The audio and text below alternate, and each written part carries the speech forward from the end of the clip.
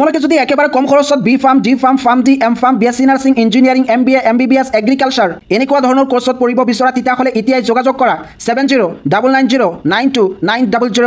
Dear student, welcome to my YouTube channel.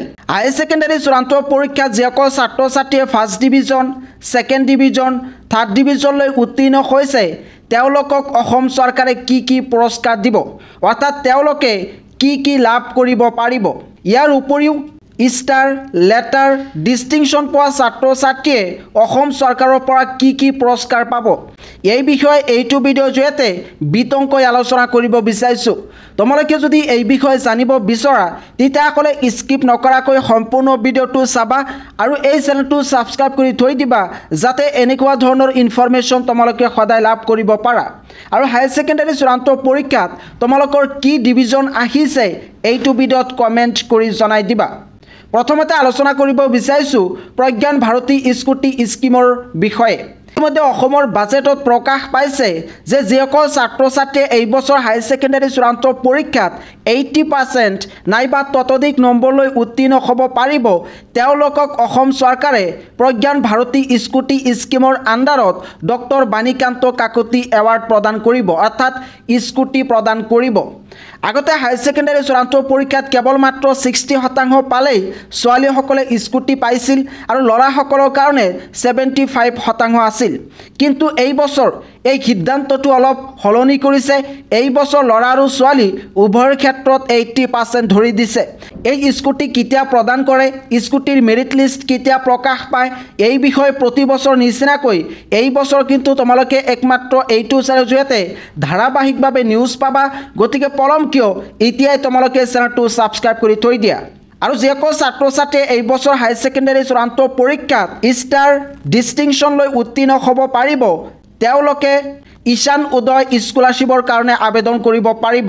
এই স্কলাৰশ্বিপৰ কাৰণে যদি আবেদন কৰে তেতিয়াহ'লে প্ৰতি বছৰ 78,000ৰ পৰা আৰম্ভ কৰি 1 লাখ টকালৈকে লাভ কৰিব পাৰে।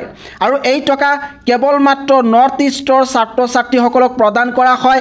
NSP অৰ্থাৎ নেশ্যনেল স্কলাৰশ্বিপ পৰ্টেলত গৈ ছাত্ৰ ছাত্ৰীসকলে এই ঈশান উদয় স্কলাৰশ্বিপৰ কাৰণে আবেদন কৰিব পাৰে। ইয়াৰ উপৰিও যিসকল ছাত্ৰ ছাত্ৰীয়ে first division, second division, third ডিভিজনলৈ উত্তীৰ্ণ হ'ব তেওঁলোকেও কিন্তু পষ্ট মেট্ৰিক স্কলাৰশ্বিপৰ কাৰণে আবেদন কৰিব পাৰে।